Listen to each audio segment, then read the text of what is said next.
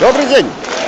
Можно вам питание задать? Да, кого представляете? Я Беларусь представляю. Беларусь, Мне да. был интересен вопрос, какой конкретно? Я коренной белорус. Коренной Беларусь. Батька белорус, мать Ясно, белорус. ясно. Я ведаю добре белорусскую мову. Чим справа? Чого не під Я цим стягом? две справы. Ну. Первая справа, я за дружбу с Россией, Ага. а другая справа, я то, что у пропагандонов российских зламався мозг. Ви так думаєте, що їх Я лічу дзвониться, коли... Ви вибачайте, але я маю рацію і я вже вмію опит у гэтым. 2 недели назад казали одно, зараз кажуть вже трохи інакше. Їх на боку, да? Да. Хорошо. І я лічу, що гэта от хлопці, які ходять з такими флагами, зробили гэта.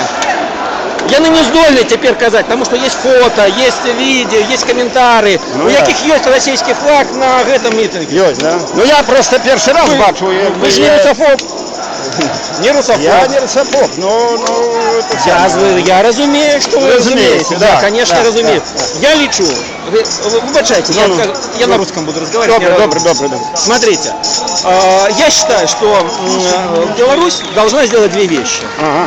Отдать этой России свой Центробанк, да, а взамен получить право работать в новых деньгах, которые называются криптовалюта. Ага. Понимаете? Потому что с деньгами там все равно какая-то фигня будет в ближайшее время. ага. А вот криптовалюта — это то, на что мы должны сесть и обмениваться друг друга здесь товарами через эту крипту.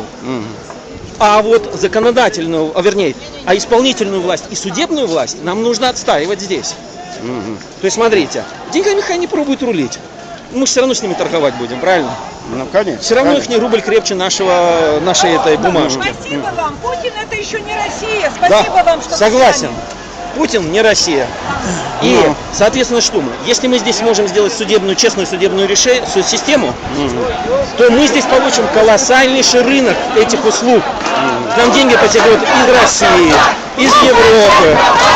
Только чтобы приехать и здесь судиться, понимаете? Потому что Россия не доверяет Европе, Европа не доверяет России. А мы здесь вот такие красивые. Приезжайте, мы вас будем судить. Понимаете? Ну, цікаво. Да, и тогда у нас будет больше.